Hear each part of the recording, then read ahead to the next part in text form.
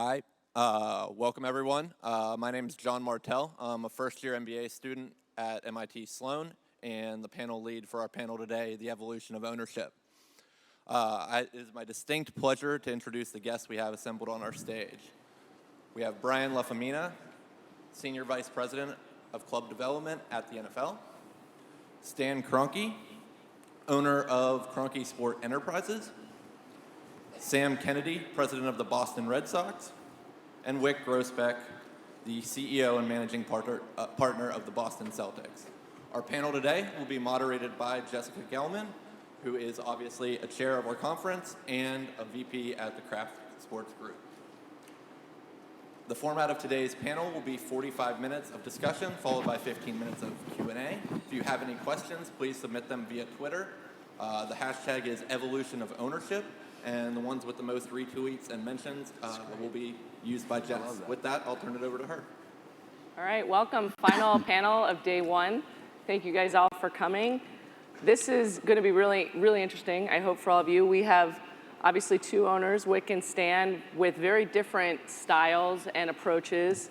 Wyc, he put together an ownership group and has obviously been an early adopter of analytics. And Stan, obviously huge into real estate, as we'll learn a little bit more about today, as well as the owner of multiple franchises. And then with Brian and Sam, we have two of the top executives in sports, and they're going to provide great perspective on what it's like managing the owners. Obviously, I don't manage Sam is the president of the Red Sox now, but was with the Padres, and then obviously Liverpool. And then Brian has had experience with the NHL, NBA, and then now at the NFL, he's the primary liaison with all the owners in the NFL. So great exposure.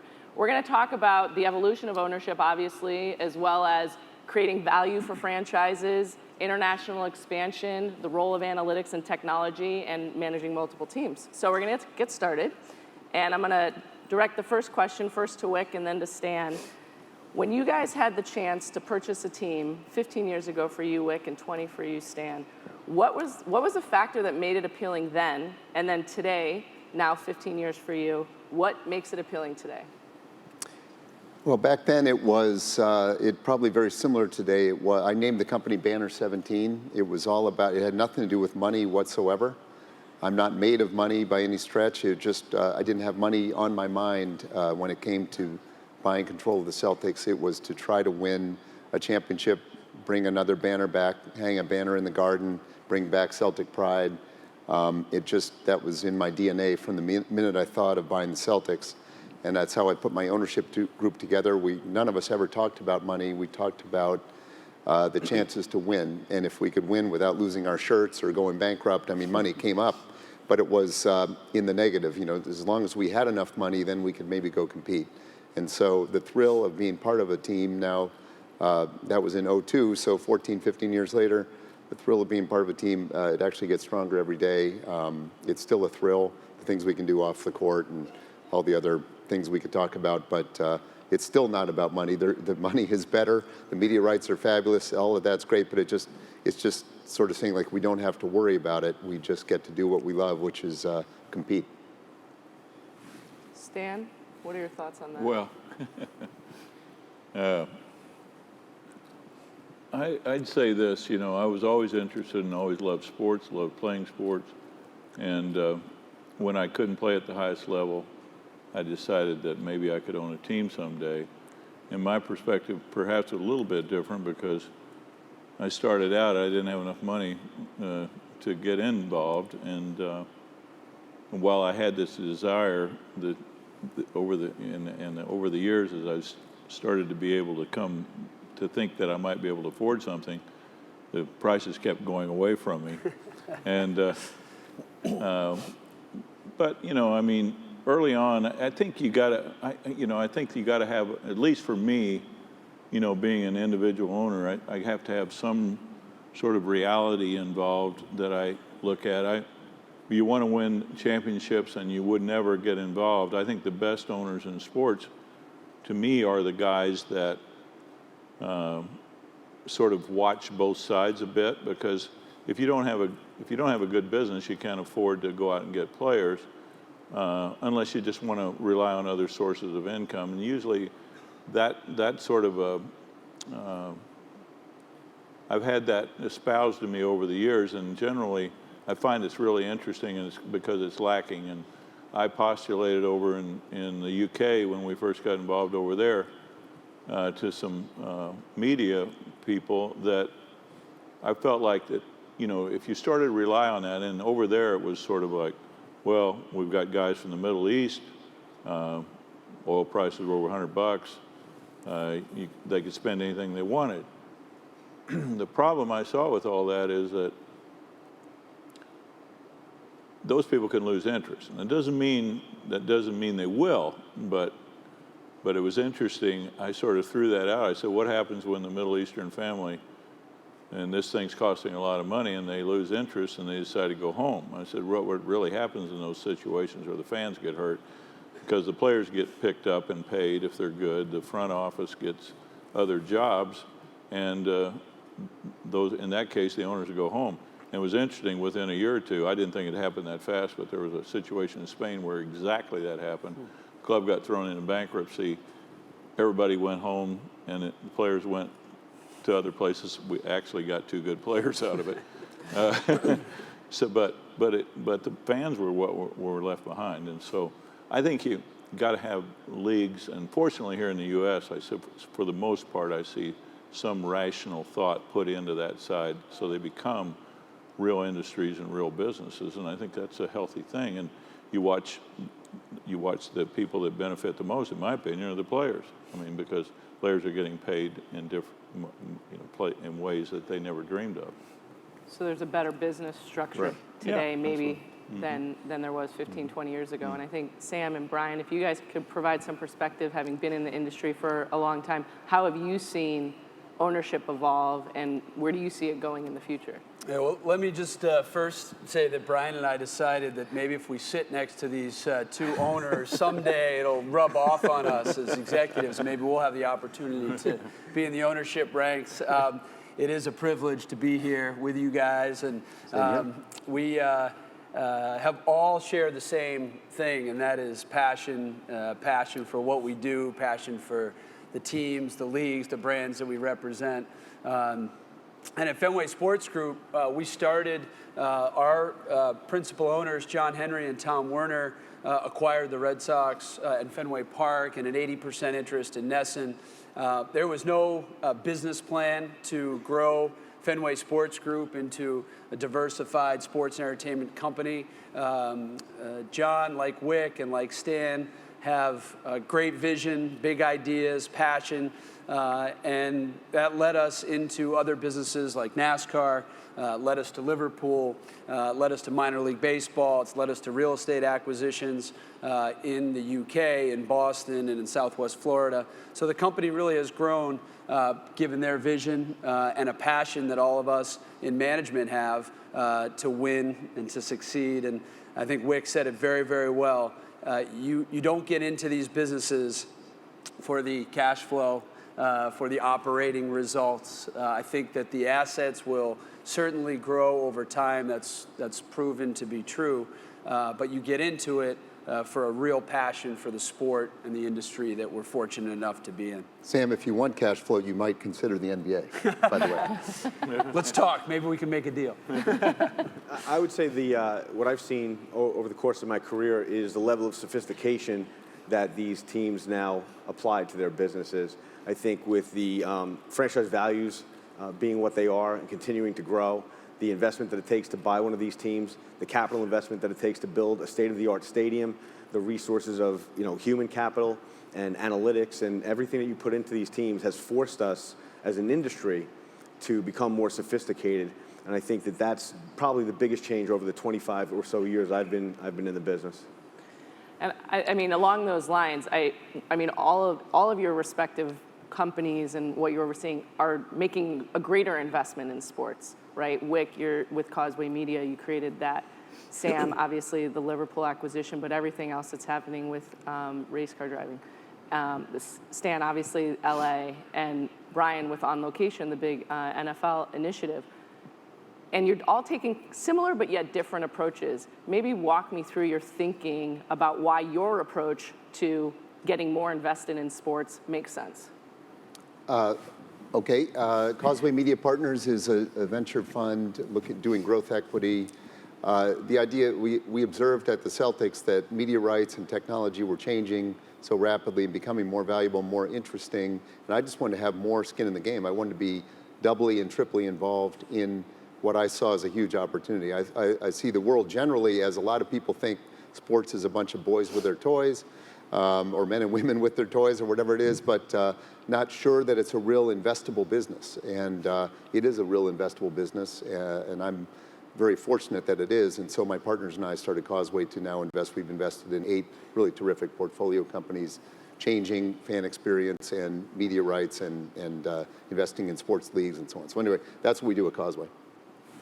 Yeah, I think similar situation with the Fenway Sports Group was to have more skin in the game.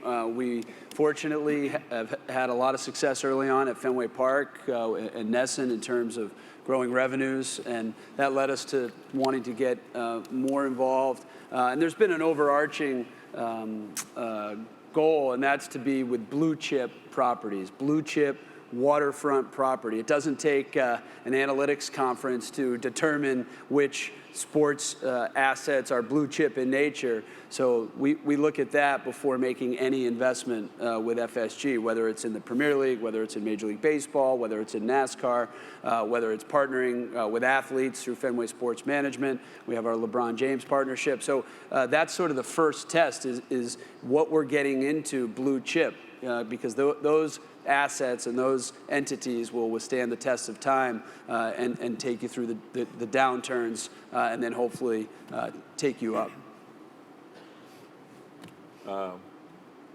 So we're here in Boston. We're in an analytics conference, and everyone's quite sophisticated, and there's a lot of smart people in the city. So I'd just say this. Our approach is probably pretty unsophisticated. I doubt it. But really, a lot of it is, Tom Peters used to talk about MBWA, management by wandering around. And so I think some of it over the years has been exactly that, management by wandering around. And so we'd wander around and you'd see these opportunities. And so, I mean, they've touched on, the media side, we've gotten into that in a substantial way, pretty substantial way. And we have, we started a regional sports network in Denver, and that worked out very well. And so we kind of had management talent, and we extended that into radio and some other outdoor networks, which we like a lot. I was watching one on your television screen here in Boston last night, which pleased me. And but I mean, and like Jessica mentioned, we come out of real estate development. Real estate development is an interesting field. You have to be extremely, shall I say, your worldview has to be quite positive in order to take on some of these things the challenges that you end up with.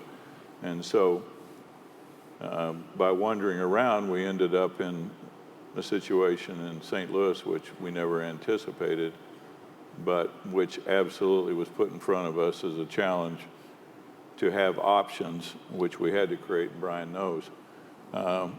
And that sort of brings us to facilities and real estate. And so in every case now, we will own our own facilities. It'll be 100% privately financed. And the idea there really is to bring the best experience to the fans. And I think if you don't, it's at your own peril. So we're very positive, and obviously from LA, we're investing quite a lot in the sports business, and we think the future is bright. I think if we can maybe talk a little bit about LA right now, what really was the deciding factor on selecting the Inglewood project in particular? Because I mean, you put some risk in investment before you actually were awarded the LA franchise. more than any person should ever have to do in their lifetime. And Brian heard me do it. We talked to ownership in the NFL exactly how I got into this position, because it was a bit curious, because the way the process worked, I mean, no one knew how it was going to turn out, and it was sort of couched as a competition, which in itself was interesting, because owners were sort of pitted against each other. But I think the end of the process was very good for the league. I mean, we've got a great project. How did we end up out there? Why did we do what we did? That's a good question, but I think that back in the 90s, Hollywood Park Racetrack was sitting there. It was considered by the NFL to be a great site. I used to tell Paul Tagliabue we should buy this company that owned it. And of course, it violated our anti-gambling things. But that was at WIC, that was a great opportunity. And it would have been a lot cheaper back then to buy it, of course. Interesting. But anyway, somebody in private equity, some guys from San Francisco came in 2003, 2004, and actually did that. They ended up working their way through a lot of entitlement, which in California is very difficult. And they had done Bay Meadows racetrack up in San Francisco. They spent 15 years getting their entitlements. And so, you know, it was a site that was a great site. It was, I've told people, if you posited the following, if you told people this story, nobody would believe it. The most successful sports league in the most successful country in the world, you know, and sports is doing well in a lot of places, but in this country, by revenue, you'd say the NFL is the most successful. And the entertainment capital of the world has no team in that sport. And in the middle of that vast metropolitan area, there's a site of 300 acres with nothing on it. Now, for a guy like me, that's pretty amazing. And I mean, you almost can't believe it. And so that's how we got into the situation we were into. And we really did, Brian will tell you, we did stick our neck out a long way. And I did ask the other owners how I ever got in that position well before the vote, but I did. I'm sorry. I would just say that you know, having the ability to be a part of and watch this process unfold, I think Stan's being modest. I think that the vision that Stan and the Rams had, not just for their own team and not just for their own stadium. They're not building a stadium for the St. Louis Rams. They're building a stadium for the National Football League and the other 31 owners. And as we look, you know, it's going to be our 100th anniversary in a couple of years.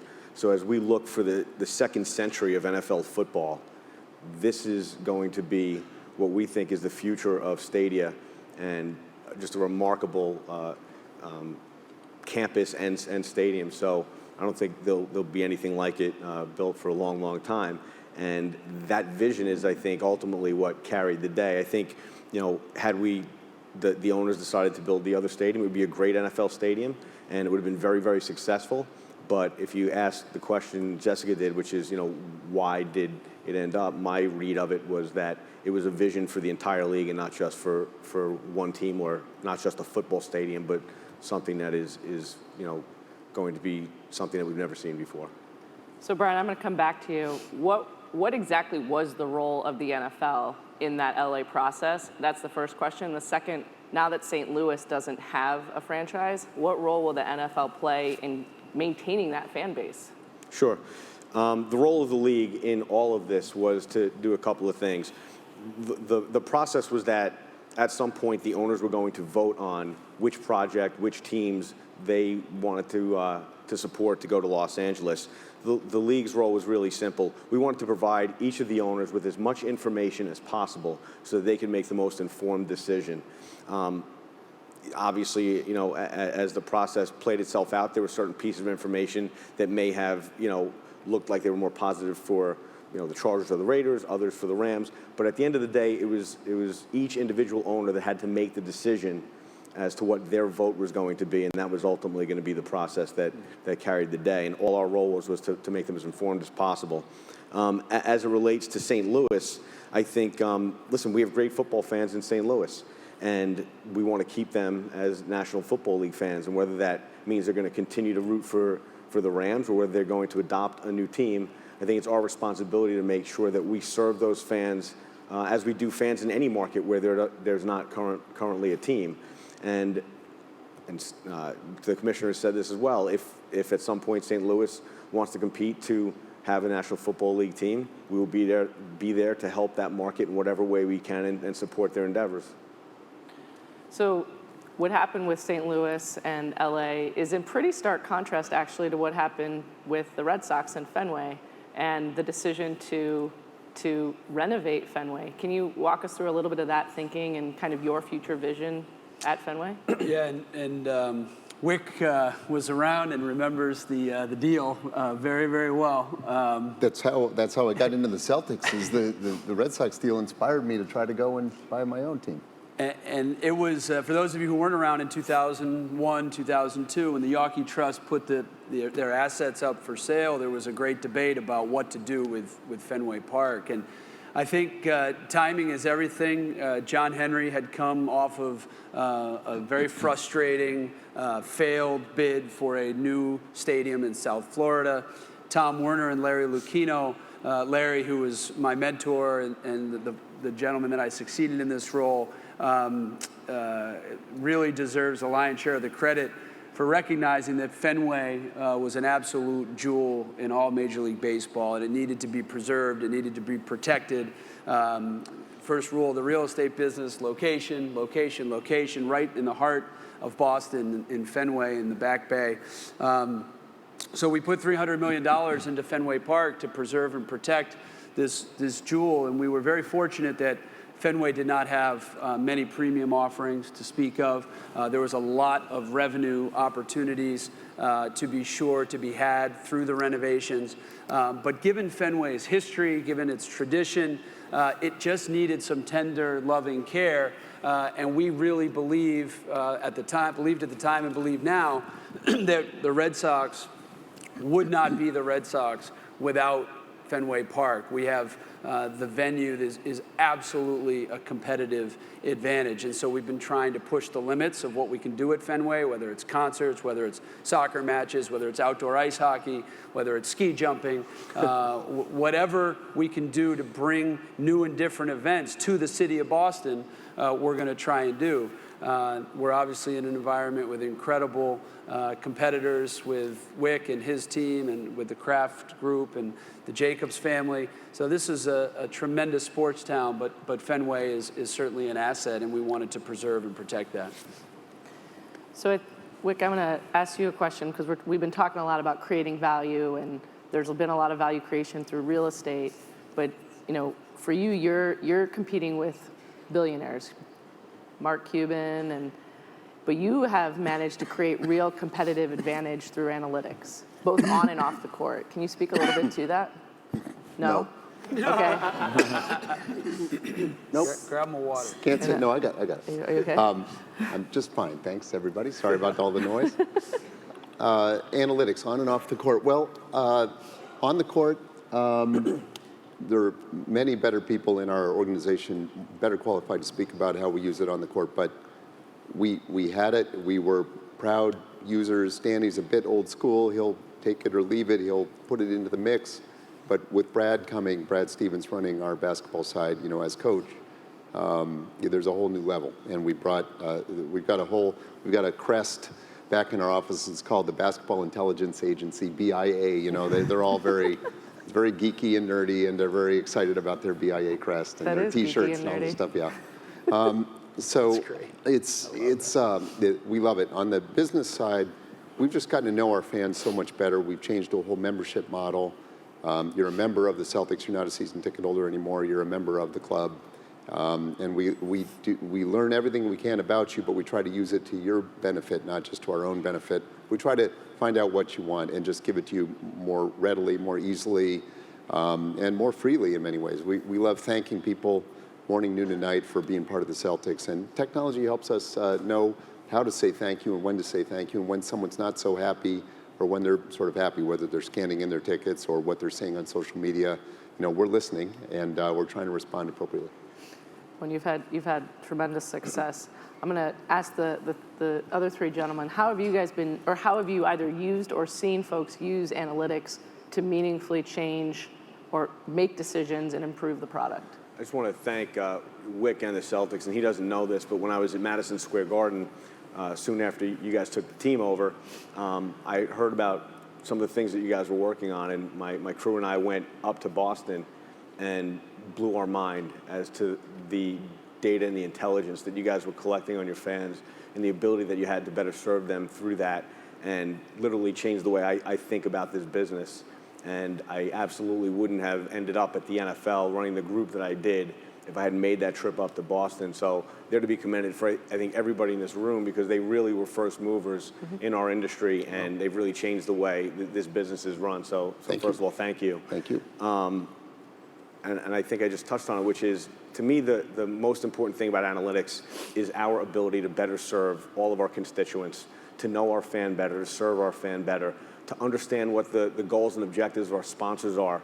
And when you marry what our fans' needs and wants are and understand how our sponsors are looking to interact with them, and you can bring that together, you can really make some wonderful things happen. So, I can't imagine doing this job without having deep data sets and analysts to understand what they mean. Can you give an example of when the data has helped you make a different decision, or when you've seen another team do something? Yeah, we actually talked about it in a panel earlier today about the connected stadium. And 5 or 6 years ago, all the talk was about, would the season ticket model exist 10 years from now? The TV experience was better than the in-stadium experience. And we started doing deep dives on all of our customers and really understanding what it was that they wanted and needed. And what it really came down to is understanding that they would rather be in our stadiums, rather be in our arenas than any place else in the world, but it was just too damn difficult. There were too many pain points, and some of them were self-inflicted. In the NFL, we wouldn't show replays after every play. Right. We wouldn't let music play in between plays. Very different from the NBA experience, which is all about the game presentation. And once we started to uncover what it was that those fans wanted, we changed our rules. We changed the way that we do business, because we were asking our fans every day, and literally after every game we do surveys of fans from every single team, and we understand better what it is we need to do to get them into our stadiums, and how do we eliminate what their biggest pain points were. And it was really just game presentation, so game entertainment, ingress and egress. If we could solve those 3 problems, we'd have no problem filling our stadiums every single night. So Stan, you have actually made a pretty significant investment in analytics recently. You hired, I think, Sandy Weil over from the Ravens. You want to share a little bit of how, not only how you're using analytics, but maybe how you're doing it across all of the sports teams that you oversee? Well, actually, Jessica, when we acquired the controlling interest in Arsenal in 2011, after that, we started pushing pretty hard, because it seemed to me that there were some people that were a bit more advanced in that area. And so we were fortunate in that we acquired a company out of Chicago called StatDNA, and they gave us a big lift in the soccer business. And from then on, I was always extremely interested in it. I don't think any of us in this room that pursues an education very far doesn't, particularly in the business world or finance or anything like that, you don't run into analytics. And I was always really interested in that from that side. And then being around the retail business, I watched this whole big data thing start to happen with the customers and knowing what was going on with these customers. And so it was always interesting to me on the business side, but with the player side, to me, I watched, and sort of Moneyball, I was always interested in that. Billy Beane, one of his heroes, happened to be our manager at Arsenal, Arsene Wenger, and Arsene's a very, undergrad degree in economics, has always sort of got that analytical thing going on. So we would talk about it, but with Jason Rosenfeld and StatDNA is where we got started, but we always had, and we're developing within each team a statistical kind of approach and an analytical approach. And then as the business grew, we kept looking at it, and then we established, like you're mentioning, with Sandy and Lane and Brett and those guys in Denver, something that's sort of trying to be leading edge across the organizations and help everyone interface and really understand what best practices are and move more quickly. So I think that's that in customer relationships.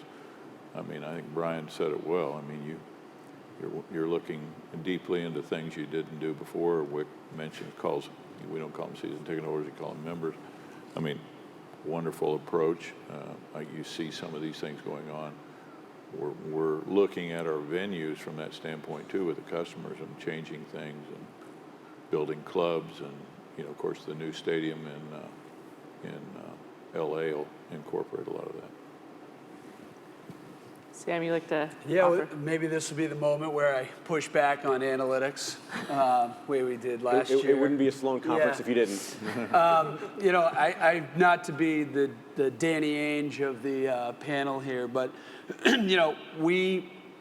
I couldn't, first of all, agree more with what Brian said about the Celtics. When we arrived in Boston, Rich Gotham and the guy that Wick hired as his club president, and Sean Sullivan. I mean, these guys are as good as it gets. And we hired Tim Zhu from MIT.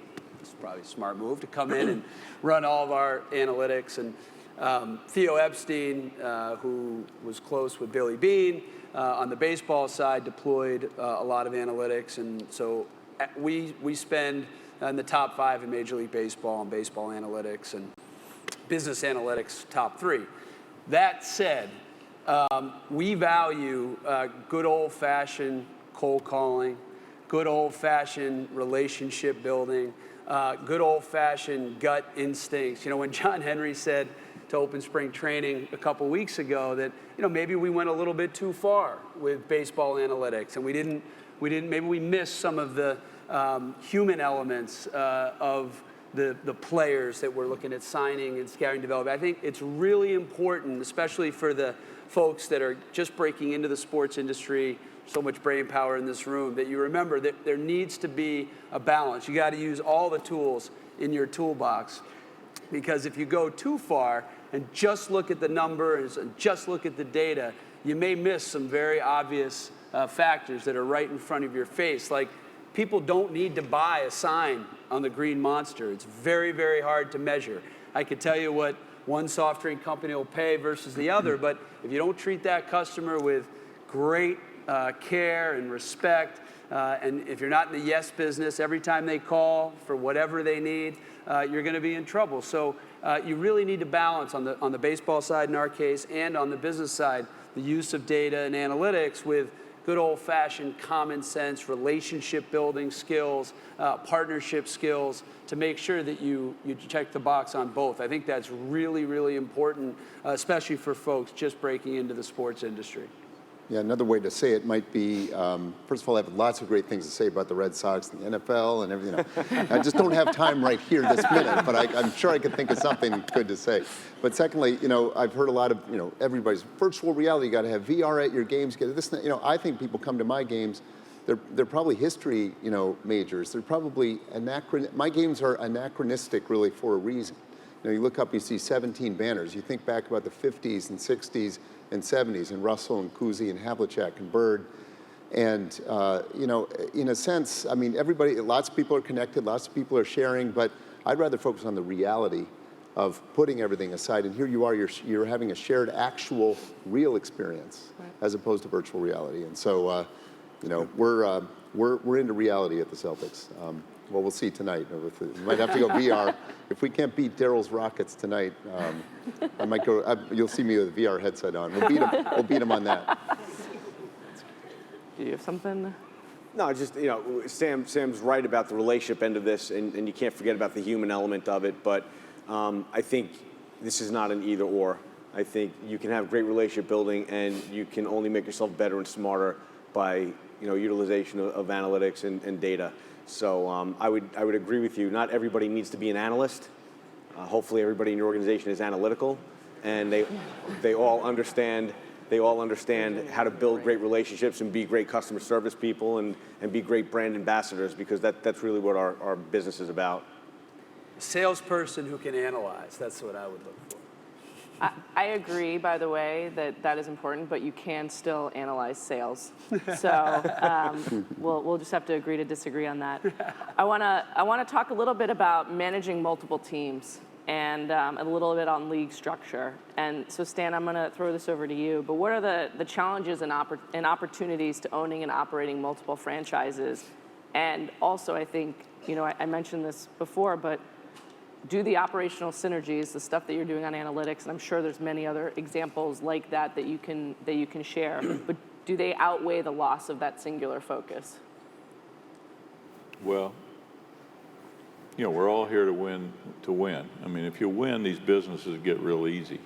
I mean, we'd all agree on that. I'm telling you. And so, are you sacrificing anything by owning multiple teams? I don't think so, because I feel like when I work on things at Arsenal, I learn things that I can bring back here. I feel like when I work on things here, I learn things I can take over there. So these are, I think, really efficient things and wonderful things for me and our organization.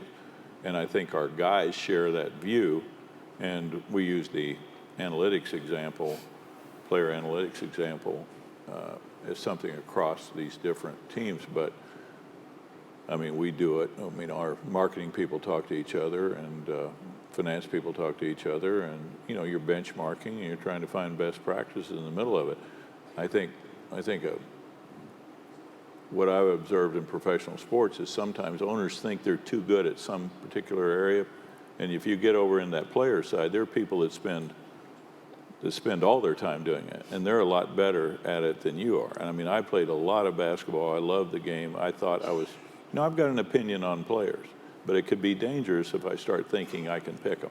And so I've seen that happen, and doesn't mean the guys, they're really passionate owners, but I'm not sure that's the best way to approach it. So I think a disciplined approach, letting people do their jobs, the best in the business, hopefully, that's what you're looking for. And I think you can have a lot of success. So I don't think there's a constraint there in that regard. When you got full ownership of Arsenal, were there some specific things that you learned from your experiences in Arsenal that you were able to bring back to your Denver teams? Well, I think it's interesting because Adam Silver and David, I used to run into them over in the Arsenal office. I mean, they were over there studying because NBA is the best. It's got the most legs internationally, and we'd say that in the NFL. In the NFL, we're extremely interested in getting more of a foothold internationally. It's a big opportunity. So we're playing 3 games in London now. And so over the next 3 years while we're building the stadium, we will be in London, or we'll be in one of those international games. It's good for us because we're in the Coliseum, and it, frankly, it builds the Rams brand. I mean, the Rams they're noteworthy over there because, of Arsenal, and that all plays. Arsenal will come back, and they're playing and training in Southern California this summer for the first time. So that's all good. That'll raise the profile of the Rams and Arsenal in North America. So, what did I learn specifically? I mean, there are models within the English Premier League, very successful internationally too, and that's part of what David and Adam were doing over there, I think. So I think we're learning lots of different things and approaches. You learn real quickly what that brand means. We have a gentleman that comes to Arsenal games. Now this one you'll find it interesting, but he flies his helicopter from South Africa, Cape Town, to London, and he does this quite often. He has business up there, but I can't imagine flying a helicopter across Africa, north to south, and through Europe. But anyway, he does it, and yeah. So anyway, one of the keys to it is obviously you got to have fuel. I mean, you can't fly it the whole nonstop. So what he really likes us to do is give him access to about 200 jerseys, because when he lands, he gives out jerseys, and everybody loves it because they get their Arsenal jerseys, and they help him with the fuel, and he's welcome the next time he comes. But it's just an example of why a brand and what a brand can mean and what we all can do in sports. I mean, Major League Baseball is doing things that, the Far East, and, they're very popular down through South America and Latin America. And so we're all working on that, and that's the big opportunity. When you can extend a brand, Michael Jordan showed it. I mean, you get paid a whole lot more if you can extend your brand. Right. Manchester United showed it with the teams, boy. I mean, they established levels, benchmarks that people had heretofore thought unattainable, because their brand extension made people want to pay for it. Yeah, let's stay on the international expansion. And, Wick, I want to get your perspective. I think Adam Silver recently mentioned that the NBA might start playing some mid-morning games here to capitalize, in other markets. From your perspective, what are you thinking about the international growth of basketball? And we just talked about that up in Toronto at All-Star Weekend. I thought it was interesting. I wasn't sure what to think of it. I love us internationally. Stan was generous in his comments, but just looking at my own income statement at the Celtics and what our league generally does just in China, just streaming games and showing games, it's an enormous revenue line for us in China. Partly that was Yao Ming, but partly that was David Stern and Adam Silver spending 25 straight years going to China multiple times and building it. And then Yao came along and helped and turbocharged everything. But I took my team to Italy and Spain last training camp. We had games down in Brazil, we had games in China and elsewhere in Asia. We love the international side of basketball. We think it's a global sport along with soccer. And I hadn't realized, of the many, many things I didn't realize in '02 when I was trying to put the Celtics deal together, I certainly didn't realize or anticipate how important the international would be to our team and our league. I did not anticipate media rights or many things I didn't anticipate. It's a much longer list than things I did anticipate, but I'm really happy with our international game and love it. Well, obviously, in contrast to the NFL, which is really just getting its feet wet, Brian, can you provide a little bit perspective on the feasibility of the NFL being able to expand? Obviously, London is happening, but beyond that? Well, we're doing a lot of work on what the feasibility is, and I think if you looked at the four major sports in the U.S. From a feasibility standpoint, it makes sense that maybe football makes the most sense playing once a week, but we don't think that that's necessarily the key to international expansion or success internationally. As Stan said, we're playing 3 games in London this coming year. We're also playing a game in Mexico City this year. We're looking to expand that to other places in the world, and obviously media is going to be a huge component of this. And with technology over the last several years, being able to get direct to a consumer, not having to do a deal with a media owner or with a cable company in foreign countries, and you can deliver over the top directly to fans with our Game Pass product, we think that we're only going to pick up speed internationally. And we think playing games internationally, not necessarily having a team there, is important. We think seeing the game live and having the excitement of having the NFL come to your country is going to supercharge our efforts. But ultimately, it's a big world, and we only have so many games, so we're going to have to figure out a way to get our media content into those people's hands. Sam, you had a very, obviously, running the Red Sox now, but you actually had the opportunity to be part of setting up the office in Liverpool for Fenway Sports Group. Can you talk a little bit about what you kind of learned from that experience and how you're applying that to the Red Sox today? Yeah, I think Stan would probably agree with this. The cultures are very, very different. So as you need to be mindful of that. You need to respect that. As we opened up our London office, and we're making sure everybody has coffee on their desk so they can be really motivated and making outbound sales calls. It's a different culture, and it's taken us longer to get up and running and to really have the sort of commercial success that I think we frankly thought we would have had by now. We've done a great job, and we're getting there. But it is a whole different world over in the United Kingdom, and obviously bringing the Liverpool brand around the globe. On the flip side, we have learned a lot from English soccer, and probably the retail and the merchandise rights that we have globally, opening up our own retail stores and being able to sell to retailers all over the world. Given the league structure, Major League Baseball handles that for the clubs, similar with the NFL. So we have really learned a lot about that side of the business. The international touring side of the business is something that is really exciting. It's hard to grow a game if you can't play there. So I think, Brian, you're right. With the NFL playing once a week, it probably makes the most sense. With Major League Baseball, we've played in Mexico, we played in Australia, we've played games internationally. We're going to be in Cuba shortly, and we've been to Cuba. But it's hard with the 162 games and night in and night out to have a franchise internationally. Commissioner Manfred has commissioned Chris Park at baseball to look at it. So we're considering locations and talking about the possibility of expansion. But it is very difficult logistically. But I do think there's a lot to learn when you have multiple team ownerships. And just back to your question about distraction or lack of focus, I think it's critical to have each team operated by a CEO or leader that has P&L responsibility for that entity. That said, you do have the opportunity for best practice sharing. So we have a quarterly board meeting of Fenway Sports Group where our Liverpool CEO, Red Sox, Roush Fenway Racing, Fenway Sports Management, New England Sports Network, everyone gets together.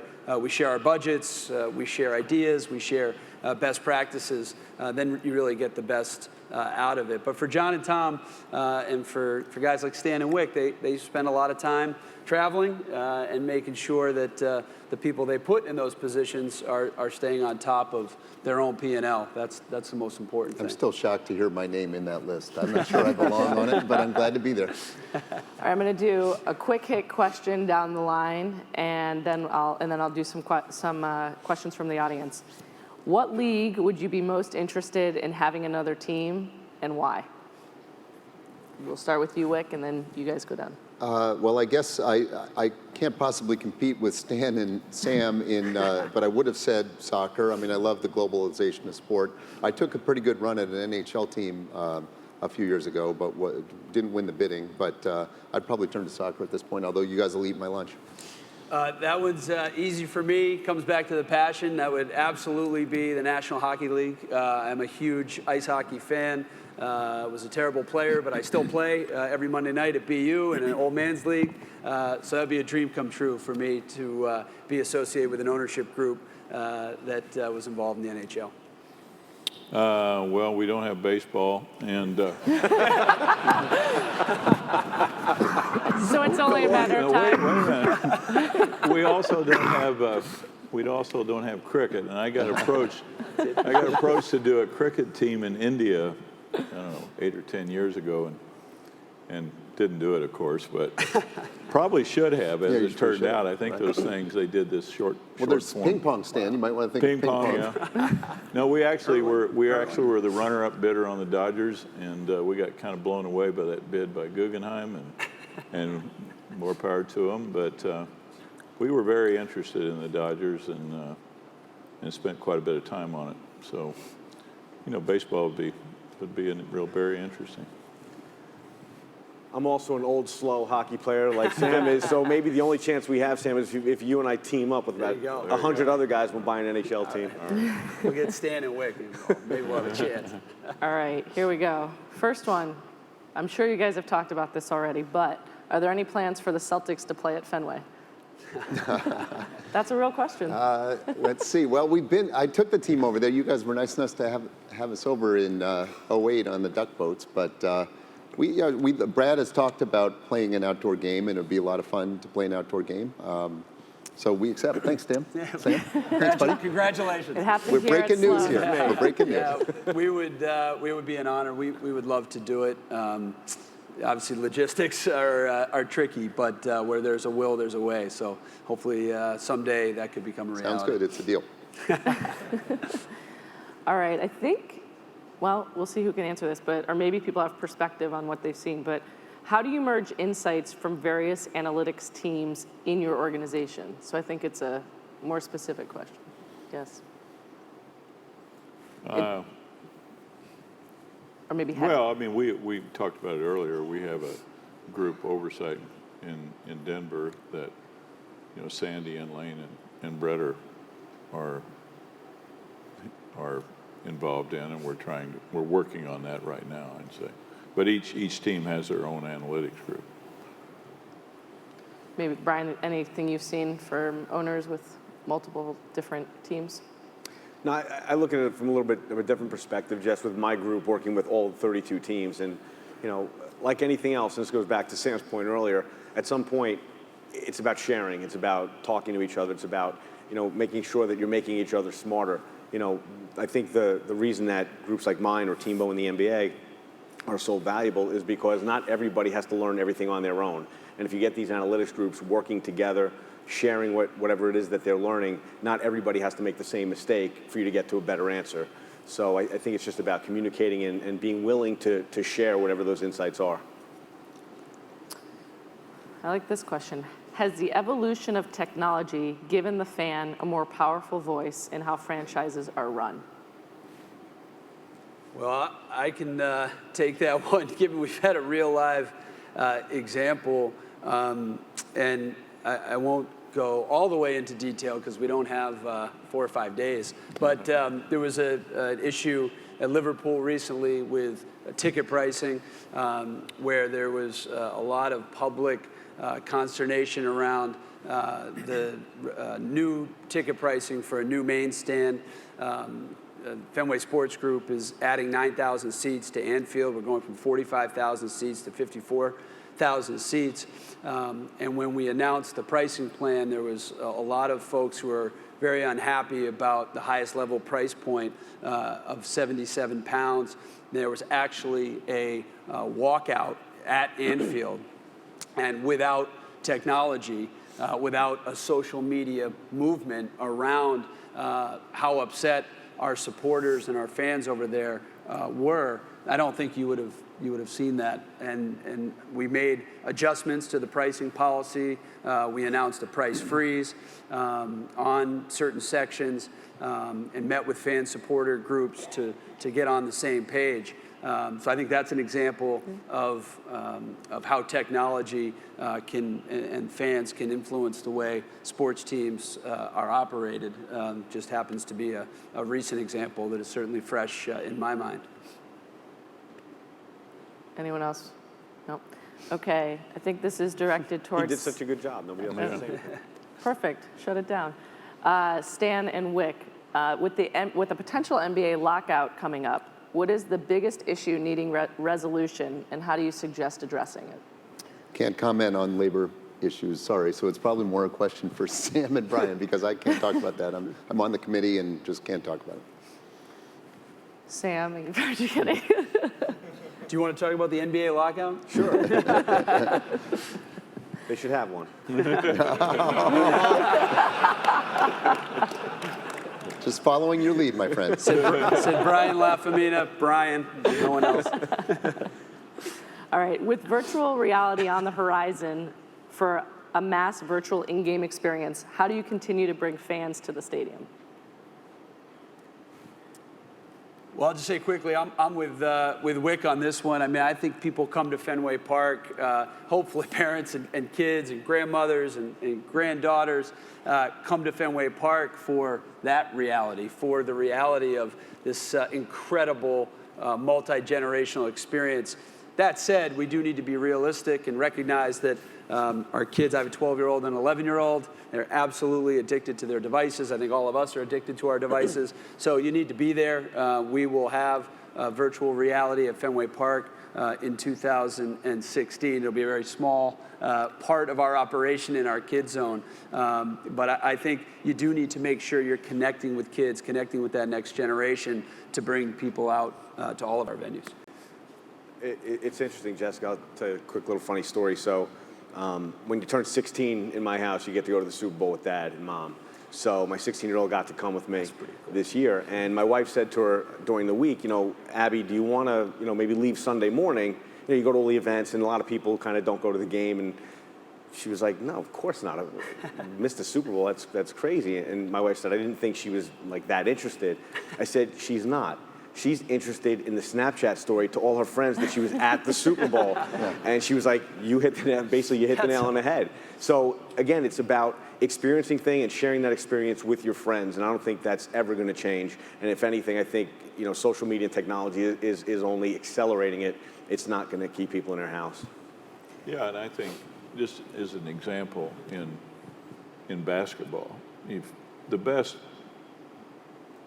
situation, and Adam referred to it recently, I mean, these places become gathering places where people see each other, and that's the best that you can hope for as an owner, and there can be lots of reasons for it. But I remember, and it's not to single out any particular team, but I remember the New York Knicks were not doing very well on the court, but they always led in gate in the NBA, and that that was kind of really interesting. But if you a bunch of New York guys like I do, they tell you the reasons they go. It's for the experience, the other people. They all gather. They like the experience. You still have it today, and people I talk to in LA, and the Lakers aren't doing very well, but people like going to the games because they have the same experience. So I think, like Brian, the whole connected thing works in that regard. That's why in our arenas and our stadia, we have to do these things to allow people to do that. I mean, you go into some of these old facilities and your cell phone won't work. Obviously you're not getting a Wi-Fi connection, and people just won't put up with it and they won't come. This is for all of you guys. What's the key thing that you look for when you're hiring someone? Analytic chops.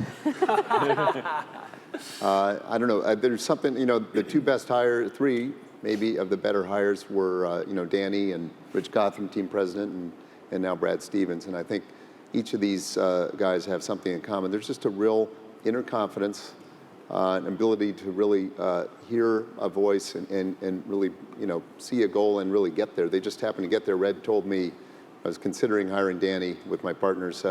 Red said, look, Danny's just lucky. And he's just lucky. And that doesn't mean things are handed to Danny. He makes his own luck. He makes it happen. He'll, when the ref isn't looking, he'll throw the elbow, whatever was necessary to win. But, you can sum it up in Red's mind as being lucky. And so, but all three of those guys I just mentioned are team players as well. So they're never just in it for themselves. And so they're three extraordinary people, and I feel lucky to have them. And so I look for those qualities when I'm trying to add people to the organization.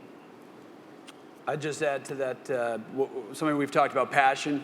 Passion's huge, and humility, I think, is really important, because when you're a part of the front office, we have 330 men and women at the Boston Red Sox, and when you work in a front office, you cannot be an individual operator. I think Wick put it well. You need to be a team player, and you need to have that humility, that it's about the greater good of the organization, not about you. And so I think you can pick that up pretty quickly. I guess I'm not going to get hired by the Red Sox, but that's okay. We look for that in employees. In owners, we have different qualities, but that's off the record.